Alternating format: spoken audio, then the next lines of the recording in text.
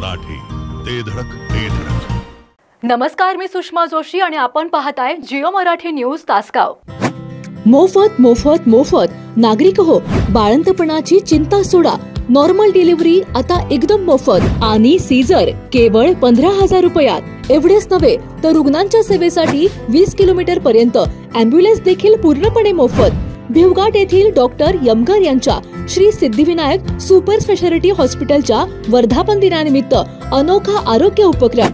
जिल्ह्यातील तज्ञ आणि नामवंत डॉक्टर रोहित प्रधान रुग्णांना देणार खात्रीशीर उपचार आणि दर्जेदार सेवा. उपक्रम मर्यादित कालावधीसाठी.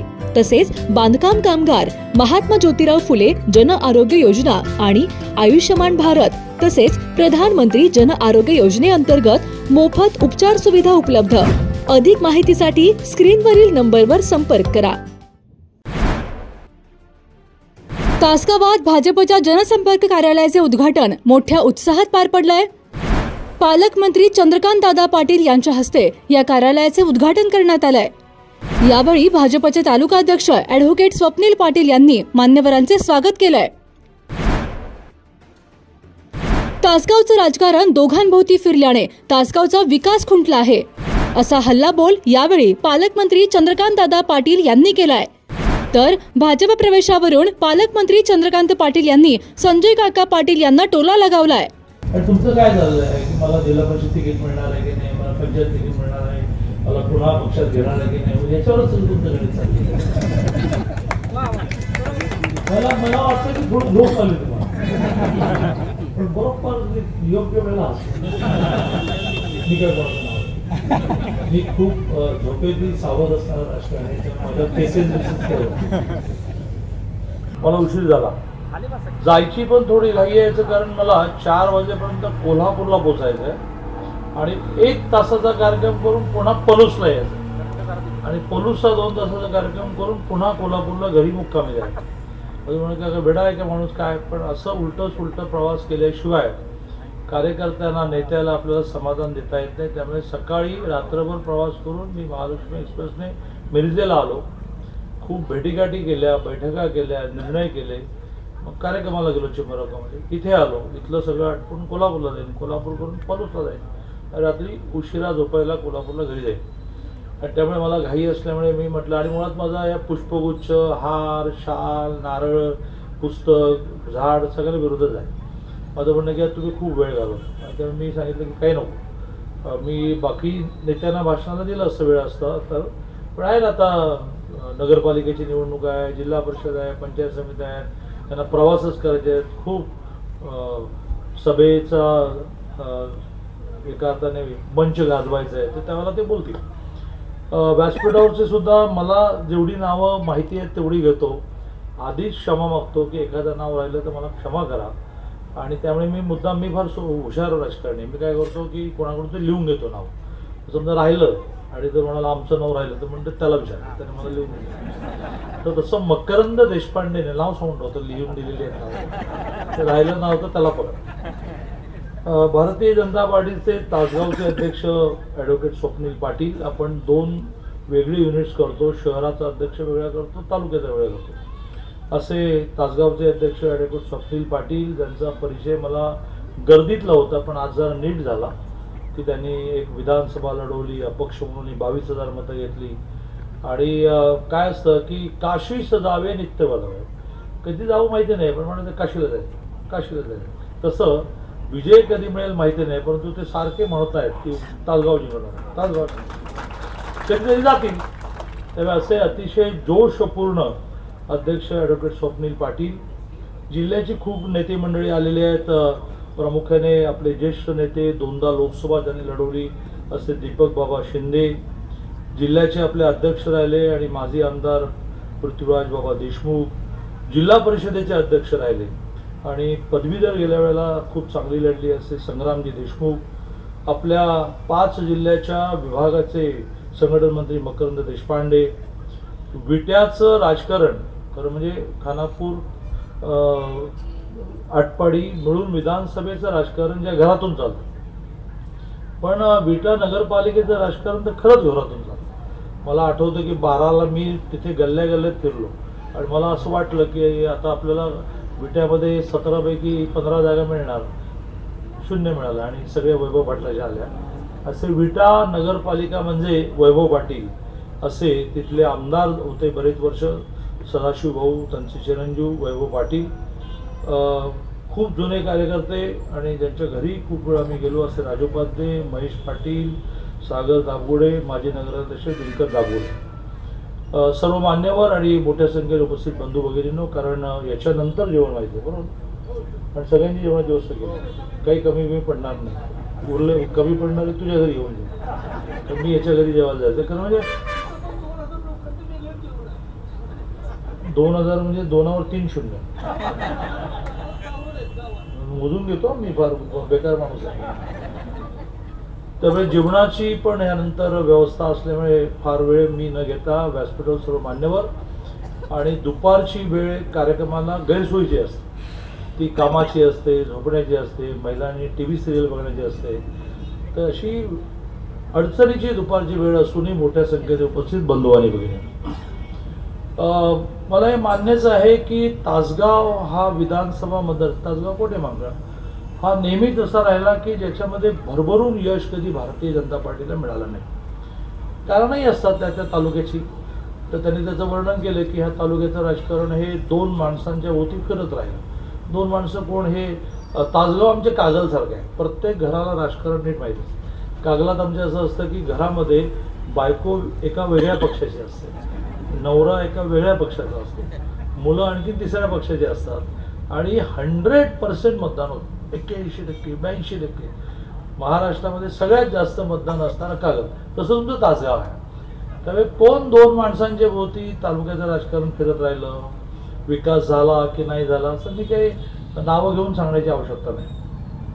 आपला प्रयत्न नेहमीच असा राहिला की राजकारण हे पक्षाच्या भोवती फिरलं पाहिजे, राजकारण हे विचाराच्या भोवती फिरलं पाहिजे, राजकारण हे चिन्हाच्या भोवती फिरलं पाहिजे, राजकारण हे सामान्य माणसाच्या हिताभोवती फिरलं पाहिजे. जे राजकारण पूर्वी जनसंघ, मग काही काळ जनता पार्टी, आणि मग 80 पासून भारतीय जनता पार्टी. भारतीय जनता पार्टी नाव धारण केलं आपण, याला सुद्धा आता 45 वर्ष झाली.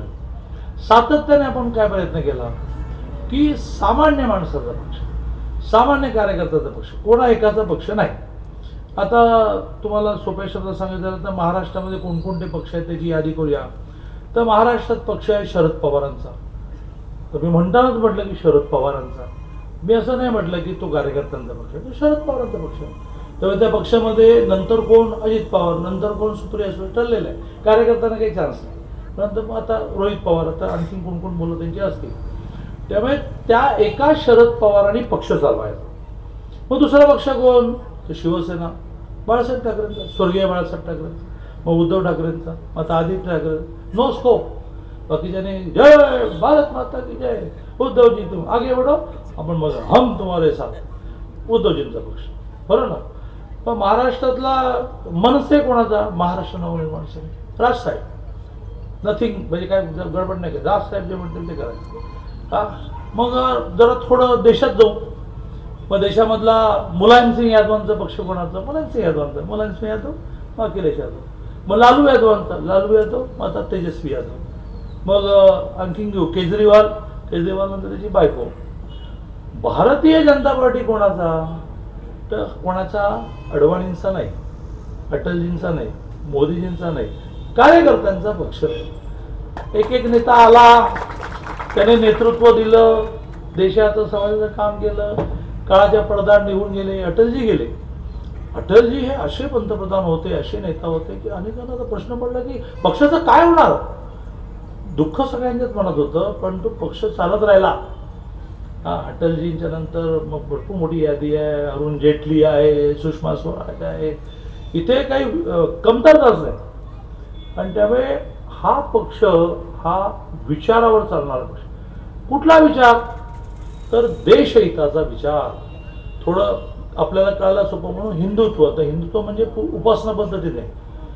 हिंदुत्व म्हटल्यानंतर तुम्ही म्हणता की मंदिरात जाणारे हिंदू, मंदिरात न जाणारा पण हिंदू, गणपतीला मानणारा हिंदू, अंबाबाईला मानणारा हिंदू, शंकराला मानणारा हिंदू, कोणालाच न मानणारा पण हिंदू. मग हे काय गोड बंगाल आहे. तर हिंदू हा गुणवाचक शब्द आहे. दुसऱ्यावर प्रेम करणारा म्हणजे कुटुंबावर प्रेम करणारा, शेजारच्या पाजारचं प्रेम करणारा, गावावर प्रेम करणारा, नेहमी त्याला जेवायला मिळालं की नाही, ह्याला जेवायला मिळालं काय, असं इतरांची काळजी करणारा गुण ज्याच्यामध्ये आहे तो हिंदू माणूस. म्हणून मग आपल्याकडे कुटुंब पद्धती निर्माण झाली. बाकीच्या ठिकाणी काय झालं, 2 महिने 4 महिने संसार झाला की सोडा, पण तेवढ्यात मुलं झाली तर बघतील ते पोरांचं काय ते काय. इथे नाही, तर त्या मुलांनी आई वडिलांची काळजी आयुष्यभर करायची. नवरा बायकोने त्यांना आश्चर्यच वाटतं की 40 वर्ष तुम्ही एकत्र संसार करता, तोच नवरा तीच बायको, तो आमच्याकडे असंच चालतं. तर असा हिंदू विचार मग कळायला आणखीन सोपं. तर देशाच्या भवितव्याचा विचार काय, काश्मीर जाऊ देणार नाही हे काँग्रेसवाले म्हणतात. नेहरूंनी काय केलं, नेहरूंनी आपल्या घटनेत 370 कलम आणलं म्हणून तर काश्मीर इतके दिवस वेगळं राहिलं ना. पण मग आपण सारखे काय म्हणत राहिलो, जहा होय बलिदान मुखर्जी. मुखर्जी म्हणजे आपले राष्ट्रीय नेते होते की ज्यांचा काश्मीरच्या सत्याग्रहामध्ये जेलमध्ये मृत्यू झाला. असं म्हटलं जातं की त्यांना मारलं गेलं, मृत्यू झाला. आपण काय म्हणणार, सतत सतत सतत सरकार नव्हतं तेव्हा सतत जहा होय बलिदान मुखर्जी व काश्मीर हमारा आहे. पण तिथे 3 निशाण होती, आपला तिरंगा नव्हता तिथे. तिथल्या मुख्यमंत्र्याला पंतप्रधान म्हणायचं, तिथली घटना वेगळी. आपण काय म्हणायचो की नाही चलेगा, म्हणजे 3 गोष्टी वेगळ्या आम्हाला चालणार नाही. संविधान भारताचं तुमच्याकडे चाललं पाहिजे, झेंडा तिरंगा तिथे असायला पाहिजे, आणि देशाचा पंतप्रधान तुमचा पंतप्रधान असला पाहिजे, तुमचा मुख्यमंत्री. हे आपण आज म्हणालो नाही, जन्मल्यापासून म्हणालो काश्मीर हमारा है, पंजाब हमारा है. हा विचार घेऊन आपण चाललेलो आहोत. आपल्या दुर्दैवाने आपल्या पश्चिम महाराष्ट्रामध्ये, आता संपवलं म्हणू आपण, पश्चिम महाराष्ट्रामध्ये पवारांच्या मागे उभं राहायचं, अजित पवारांच्या मागे उभं राहायचं, पृथ्वीराज चव्हाणांच्या मागे उभं राहायचं, विचाराचा काही संबंध नाही. आणि म्हणून भारतीय जनता पार्टी आपल्याला भारतीय जनता पार्टी विचार म्हणून, पक्ष म्हणून, चिन्ह म्हणून रुजवायचा. तो विचार असल्यामुळे मोदीजी इतरांपेक्षा वेगळे ठरले. 2014ला मोदीजी पंतप्रधान, ते 15 वर्ष मुख्यमंत्री होते. पहिला माणूस भारतीय राजकारणातला, जागतिक राजकारणातला की ज्यांना पराभव माहितीच नाही, ज्यांना गॅप माहितीच नाही, 15 वर्ष सलग गुजरातचे मुख्यमंत्री राहिले आणि आता गेले 11-12 वर्ष देशाचे पंतप्रधान आहेत. का तर तो जो इतरांना काढायला हिंदू नावाचा शब्द बरा वाटत नसेल तर लोककल्याण, गरिबाची काळजी. विवेकानंद म्हणायचे की ह्या देशातला कुत्रा सुद्धा 2 वेळेला पोटभर जेवत नाही तोपर्यंत देश सुखी झाला, म्हणून कुत्रा सुद्धा 2 वेळा जेवला पाहिजे. हे हिंदू तत्वज्ञान आहे. ते घेऊन मोदीजी आले. मग मोदीजीने काय केलं, पहिल्या 5 वर्षामध्ये सामान्य माणसाच्या ज्या गरजा आहेत त्या भागवण्याचा प्रयत्न केला. त्याच्या घरामध्ये टॉयलेट नाही तर 7 कोटी लोकांच्या घरात टॉयलेट दिलं. त्याच्या घरात गॅस नाही तर 11 कोटी घरामध्ये गॅस कनेक्शन दिलं. त्याला स्वतःचं घर नाही तर 3 कोटी लोकांना 300 स्क्वेअर फीटचं घर दिलं. 80 कोटी लोकांना रेशन मोफत दिलं. पहिली 5 वर्ष त्यांनी ह्यावर खर्च केली. आणि ज्याला दारिद्र्य रेषा म्हणतात. दारिद्र्य रेषा म्हणजे काय, ज्याच्या घरात टॉयलेट नाही, ज्याच्या घरामध्ये थेट पाईपलाईनने पाणी येत नाही, ज्याच्या घरामध्ये गॅस नाही, वगैरे वगैरे वगैरे, त्याला म्हणतात दारिद्र्य रेषेच्या खालचा, म्हणजे गरीब हो फार. दारिद्र्य रेषेच्या वर 25 कोटी लोकांना आणलं. हा आपला आकडा नाही आहे, जगाच्या एजन्सीने अभ्यास करायचा असतो. त्यांनी मान्य केलं की 14 नंतर मोदीजींनी 25 कोटी लोकांना दारिद्र्य रेषेच्या वर आणलं. त्यांच्या घरात गॅस कनेक्शन आलं, स्वतःचं घर झालं, लाईट आली, पाईपलाईनने पाणी आलं, औषधं मोफत मिळालेली 5 लाखाची, आयुष्यमान कार्ड. असं पहिल्या 5 वर्षात. दुसऱ्या 5 वर्षात त्यांनी काय केलं, देशाचे मानबिंदू 370 कलम रद्द झालंच पाहिजे, केलं. अयोध्येत राम मंदिर झालं पाहिजे, झालं. काशी विश्वेश्वराच्या मंदिरावर हल्ला केला होता मुघलांनी, ते सगळं धुवून काढून आम्ही कॉरिडॉर करणार आणि त्या नदीवर आंघोळ केली, गंगेमध्ये केली. काशी विश्वेश्वर गेले, जा तुम्ही जाऊन बघा. बहुतेक स्वप्नील नाही सगळ्यांना असं दिसतंय. असं त्यांनी 5 वर्ष पुढची या देशाचे जे मानबिंदू आहेत, 550 वर्ष संग्राम चालला की राम मंदिर झालं पाहिजे, राम मंदिर झालं पाहिजे, लढाया झाल्या, माणसं मेली. स्वातंत्र्यानंतर सुद्धा 60 वर्ष झाली. अतिशय सहजपणे त्याने अयोध्येला राम मंदिर केलं. असं दुसरी टर्म गेली, आता तिसरी टर्म सुरू आहे. त्यात ते काय करणार आहेत ते जरा समजून घ्या. आणि मग ते करण्याचा एक पार्ट, एक बिंदू म्हणून आपापल्या गावात काम करतात. त्या काय करणार ते? देशाला वैभवप्रत देणं, आर्थिक दृष्ट्या जगामध्ये देश एक नंबरचा होणं. कधीपर्यंत? देशाच्या स्वातंत्र्याला 100 वर्ष पूर्ण होती 2047. तोपर्यंत देश क्रमांक 1 झाला. मोदीजी पंतप्रधान झाले 14ला, तेव्हा देश 11व्या नंबरवर होता. मला असं वाटतं की गावोगाव जरा नीट समजावून सांगा, देश 11व्या नंबरला होता. काल परवाकडे जर्मनीला मागे आपण टाकल्यामुळे देश 4थ्या नंबरला आला. 2030 साली देश 3ऱ्या नंबरवर येईल असं मोठमोठे अर्थतज्ञ सांगतात की तुम्ही जपानला मागे टाकणार. पण नंबर 2ला चायना जो आहे तो आणि आपला अंतर जरा जास्त आहे. नंबर 1ला अमेरिका आहे तो आणि आपला अंतर जरा जास्त आहे. त्यासाठी 47. आणि मग आता त्यामुळे मोदीजी अक्षरशः देशाला वैभवाप्रत नेण्यासाठी वेळ झालेले आहेत. जो म्हणतो की मी संशोधन केलंय, मी एक प्रॉडक्ट शोधलंय, त्याला पैसे द्या रे, त्याचं प्रॉडक्ट मार्केटमध्ये आणा, करता करता करता करता या देशाची स्थिती संपूर्ण जगामध्ये क्रमांक 1 वर आणण्याचा प्रयत्न या 3ऱ्या टर्म मध्ये मोदीजींचा चाललेला आहे. असा आपला पक्ष आहे की ज्यांनी राम मंदिर केलं, ज्यांनी 370 करोड रद्द केलं, ज्यांनी 7 कोटी घरामध्ये टॉयलेट दिले, 11 कोटी घरामध्ये गॅस दिला, 3 कोटी लोकांना घर दिले. असा पक्ष आहे आपला. आपल्या पोराला आमदार करा, आपल्या सुनेला खासदार करा, असा नाही पक्ष. त्यामुळे माझी विनंती आहे की अगदी एका रात्रीत काही स्वप्नील म्हणतो तसं चमत्कार होणार नाही. पण ते केव्हा तरी तासगावच्या लोकांनी विचार करा ना की विचाराचं राजकारण करू, चिन्हाचं राजकारण करू, देश हिताचं राजकारण करू, लोकहिताचं राजकारण आपण करू. त्या राजकारणामध्ये 14ला मग मुख्यमंत्री आत्ताचे देवेंद्रजी उतरले, शेताला पाणी आलं. आज सांगली जिल्ह्यामध्ये जो दुष्काळी भाग म्हणतो आपण, आटपाडी वगैरे भाग, पुढे सांगोला थेट मंगळवाड्यापर्यंत पाणी कोणी आणलं? ते पाणी तिथपर्यंत पोहोचण्याचं काम हे 14 नंतर वरून मोदीजी पैसे देत राहिले, इकडे देवेंद्रजी योजना आखत राहिले. करता करता करता देवेंद्रजीने महाराष्ट्राच्या सामान्य माणसाचं दुःख कशात आहे, त्याला पाणी द्या किंवा तो शेती चांगली करेल. शेती चांगली केली आणि भाव बरा मिळाला की मग तो तुमच्याकडे काही अनुदान मागणार नाही. पण म्हणून त्यांनी पाणी दिलं, बियाणं, खतं, किंमत, आपल्या मालाची किंमत केवढी वाढवली. आणि त्याच्यातून संकट आली, आता पूर आला, त्याच्या आधी दुष्काळ आला. सगळ्या विषयामध्ये माझा सामान्य माणूस सुखी राहायला पाहिजे. कारण विवेकानंदांचं तत्व, त्या देशातल्या कुत्रा सुद्धा 2 वेळेला पोटभर जेवला पाहिजे. त्या तत्वज्ञानासाठी मोदीजी किती तास काम करतात, किती दिवस काम करतात. विदेशातून निघाले की भारतात आले की सरळ लोकसभेत जातात. विश्रांती नाही, काही नाही. कशासाठी चाललंय? कारण तुमचं काय चाललंय की मला जिल्हा परिषद तिकीट मिळणार आहे की नाही, मला पंचायत तिकीट मिळणार आहे, मला पुन्हा पक्षात घेणार आहे की नाही, याच्यावरच सगळं तुमचं गणित चाललेलं आहे. मला वाटतं की थोडी झोप लागली तुम्हाला, पण बरोबर योग्य वेळेला हसलो. मी काय कोणाचं नाव आहे, मी खूप झोपेती सावध असणार राजकारणी, त्यामुळे माझ्यावर केसेस काय होत. त्यामुळे मला असं वाटतं की येणाऱ्या नगरपालिका पंचायत समित्या मी 14 ते 19 8 खात्याचा मंत्री होतो. त्यावेळेला तासगाव नगरपालिकेत माझ्यावर काम करणार बाबतीत घराघरात गेलो. नाही यश जास्त मिळाला मला, अगदी प्रत्येक गल्ल्या गल्ल्यात मी फिरलो. यावेळेला पण फिरलो, चांगला उमेदवार काढा मी यावेळेला पण फिरलो. आणि कधीतरी संकल्प करूया किंवा भारतीय जनता पार्टी विजयी करायचे.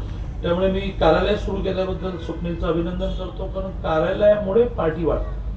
कुठे भेटायचं? घरला या संध्याकाळी, भोपळ्याला हा घरी नाहीच आहे. त्यामुळे कुठे भेटायचं? कार्यालयात भेटू. मीटिंग कुठे? कार्यालयात मीटिंग आहे. तर कार्यालयातून पार्टी मोठी होते. ते कार्यालय केल्याबद्दल मी स्वप्नीलचं मनापासून अभिनंदन करतो. कालच कार्यकारिणी घोषित झाली असं कळलं. त्या कार्यकारिणी ज्यांना पदं मिळाली, जबाबदाऱ्या मिळाल्या, त्या सगळ्यांचे अभिनंदन करतो. जिओ मराठी, ते धडक ते धडक.